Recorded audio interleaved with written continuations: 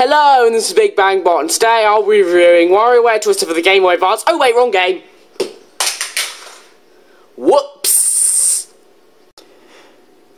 I'm actually going to be reviewing WarioWare Inc. Minigame Mania for the Game Boy Advance, also known as WarioWare Inc. Mega Microgames in North America, and made in Wario in Japan? I never knew that Wario was a place, so let's look it up! Okay, Wario place. Oh, yeah, that's right. Let's see what it comes up with. Oh. Let's see. No, not. I don't want any maps. No maps. Images. I want images. That is not what I'm looking for. Wario place. These places do not look realistic enough, so I'm not taking them at all. Nope. Anyway, the game first came out in Japan on March 23rd, 2003, then it came out in Europe and North America in May of 2003, then it came out in Australia on June 6th, 2003. The game received many positive reviews, and it was even made in secret. But what do I think of the game? Well, let's find out.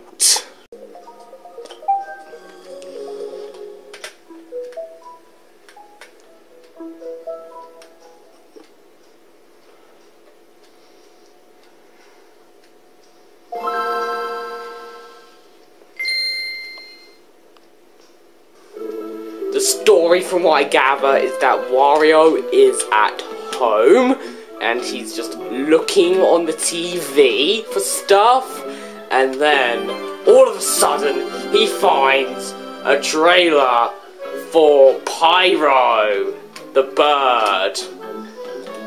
Yeah.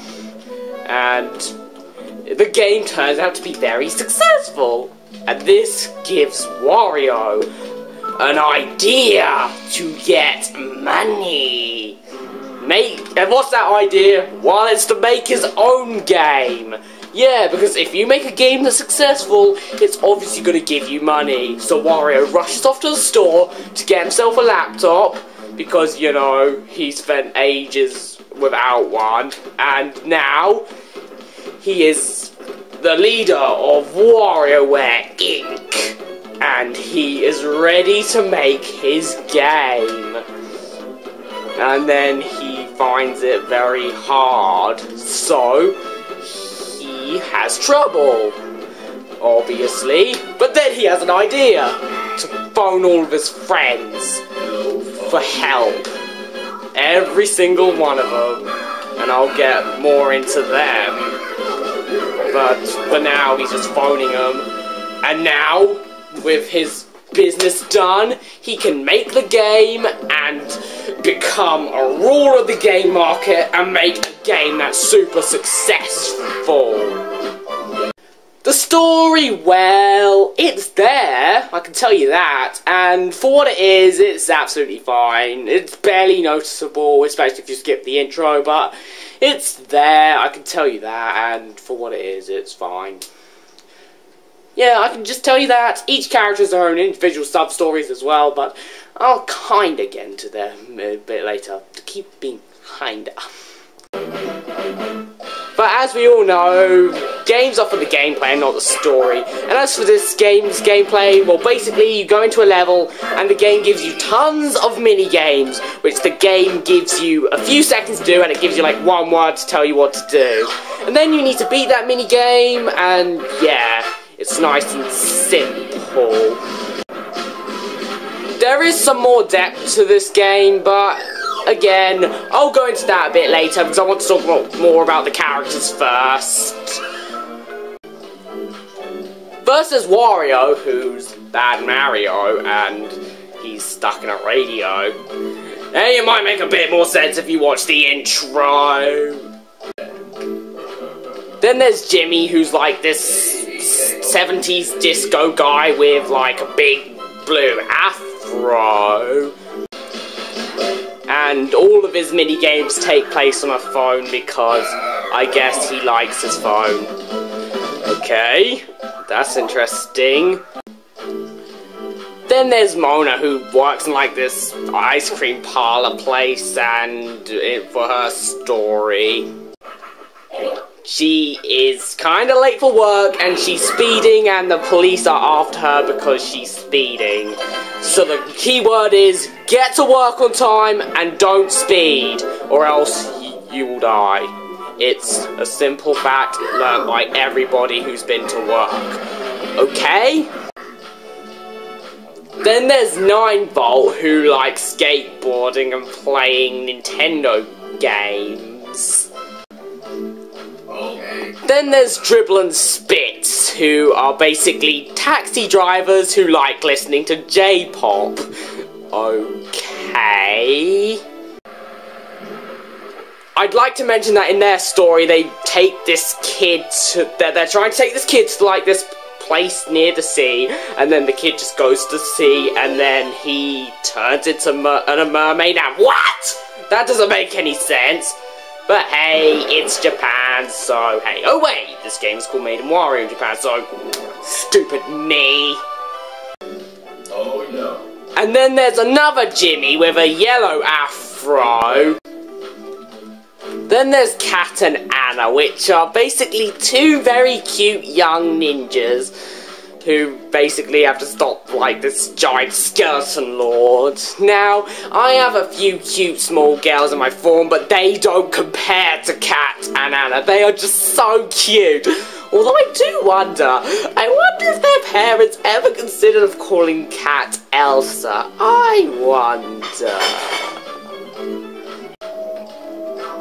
Then there's Orblon, who is like this alien who was flying in a spaceship, but his ship got crashed by an asteroid, and then things went wrong. Although I wonder where he comes from. I know where he comes from. He comes from the planet Orbolia, and if you want to know what it looks like, I'll show you what it looks like.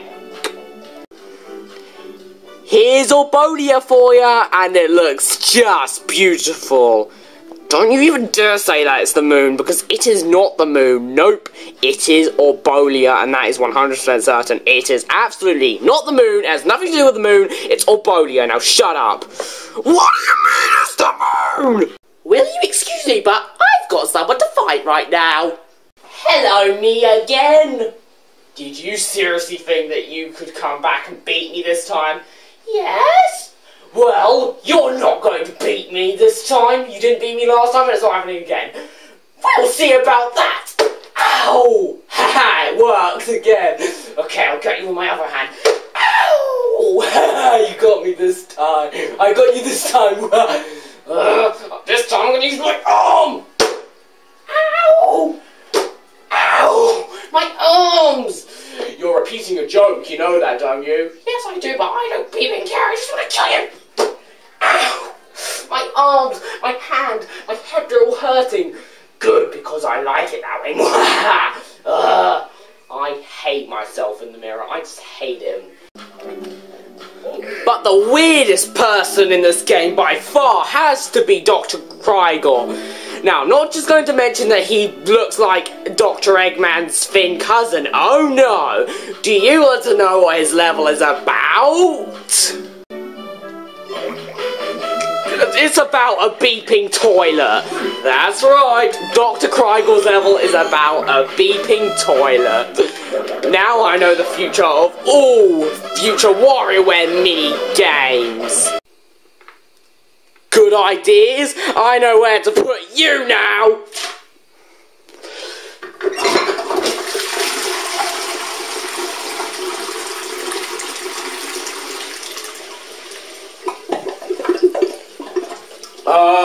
Yep, he's gone. Good, I'm a genius, yes! As for the rest of the main levels in this game, there's Jimmy with a red afro and Wario in his computer. Okay, now I know why those good ideas went down the toilet.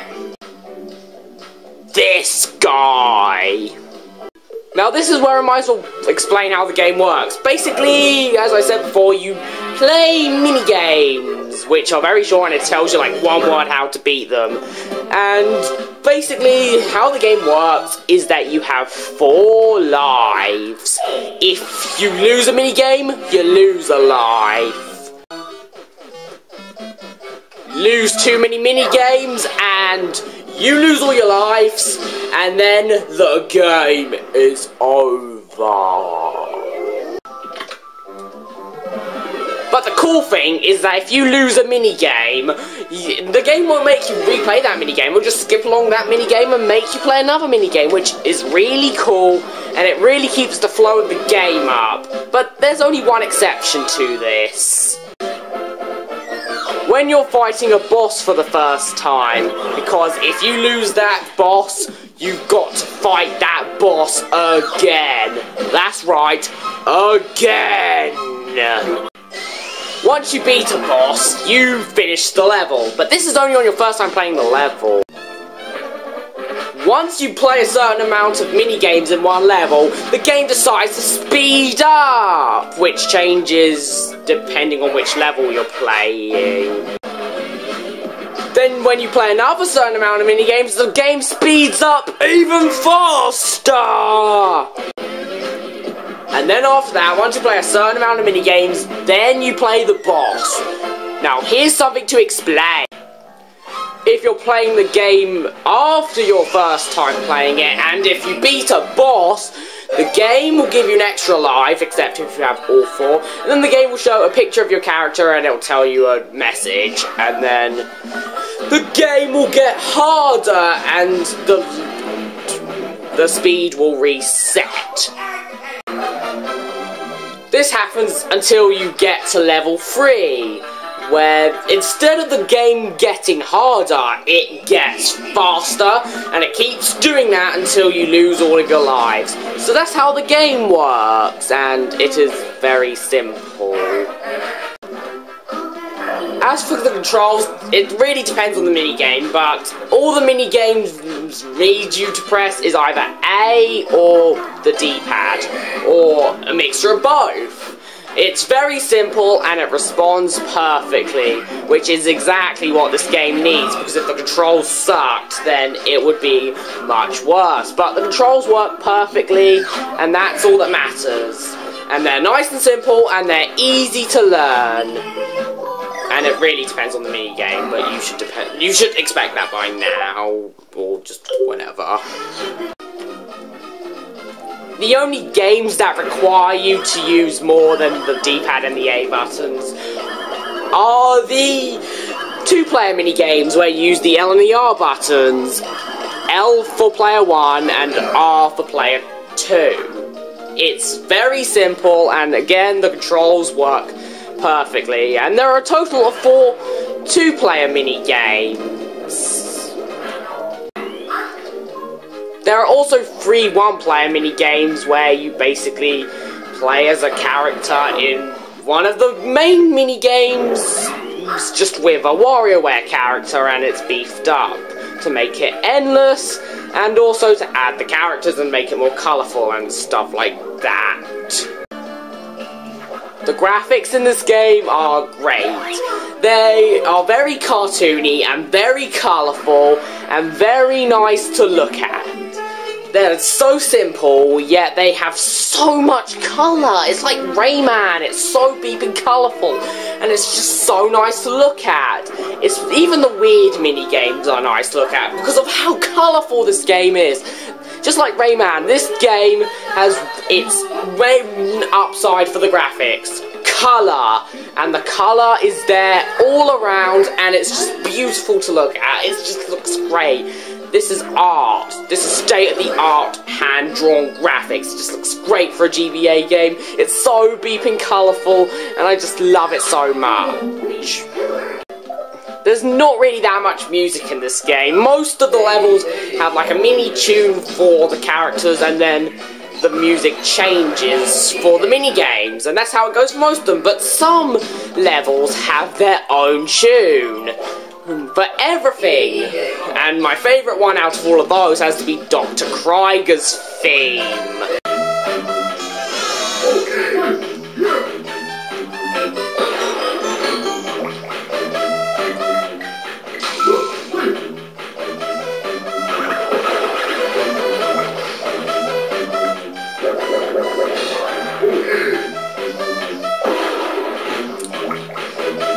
It's a quick little funky tune which I really like.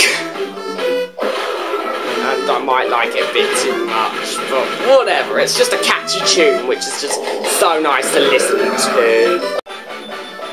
The sound effects are simple and they're not really the best thing in the world, but they're nice to listen to. They're certainly not bad. They're definitely nice to the ears. They're not awful, they sound just fine, and for a GBA game, they work. And as for the voice acting, it's just the characters saying random things, and there's no true voice acting, so I can tell you that. Do I have any problems with this game? Well, there are two things that kind of annoy me. First off, the game is incredibly short.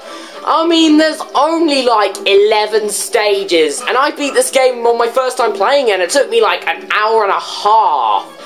And second off, this is just a nitpick, but once you choose a language, you are stuck with it. I chose Spanish because, why not? It would be interesting, and it was also to test to see if you could change the language or not, and I can't change the language. Now, the only way to change the language is to literally delete all of your data, but no gracias, I ain't doing that, bruv! Oh wait, I probably should have said all of that in Spanish. So let's just put that in onto the keyboard.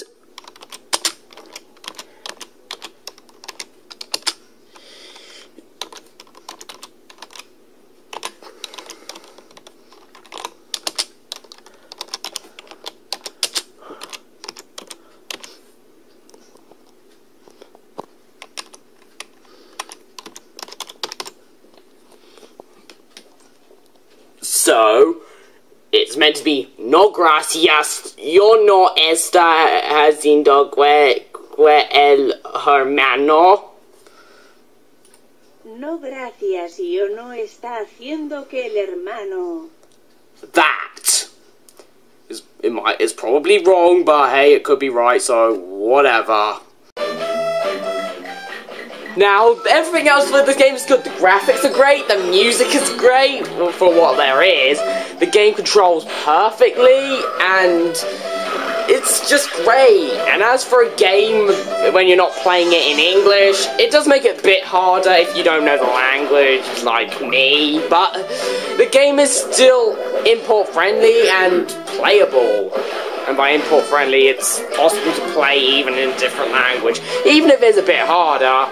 And it's just colourful, it sounds nice, it controls perfectly, it's user friendly to the entire world, and it's just so much fun. It's so addictive. It's just a fun game. This game is just so great, and whoever came up with the idea of Dr. Krygor while drunk is also a genius. I just love that person, whoever they were. Even the mini-games are fun, both the one-player mini-games and the two-player mini-games. They are also very entertaining and enjoyable, just like this game.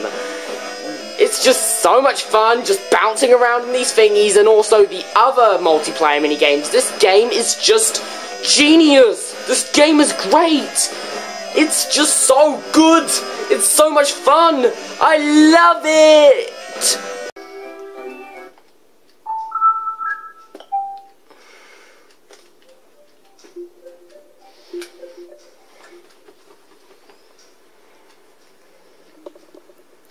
Overall, WarioWare Inc. Minigame Mania is a fantastic game for the Game Boy Advance. I mean, the graphics are great, the music's great, the gameplay is great, the controls are great, everything about the game is so much fun and it's great. The game can be played in very short bursts, which mean if you have nothing else to play and you have very little time, you can easily just play this game because it's so quick and easy to access. Plus, you do not need to know a language to play, even though it helps if you know the language, because it's not always clear what to do if you can't read the language. And overall, the game is just great. I am definitely giving it an A. This game is just fantastic. I saw like a YouTube video on this entire game like a few years back, because, you know, I wanted to, and I played a whole bunch of the other WarioWare games, And it took me this long to actually get around to it on the Wii U Virtual Console, but I did it, and it's great, it's fantastic, you should definitely buy it. And as for the WarioWare games, there's like WarioWare Smooth Moves on the Wii, which is also a pretty good game, and there's a bunch of others, such as WarioWare Touched, which is also a pretty good game, and there's WarioWare Twisted, which I showed at the beginning of the video. And in case you want to know what that's like, I'll show you. Anyway, thanks for watching this review. I hope you enjoyed it. Please comment, rate, and subscribe. Anyway, this is Big Bang Bot signing out. Oh, but first, I'm going to show you WarioWare Twisted.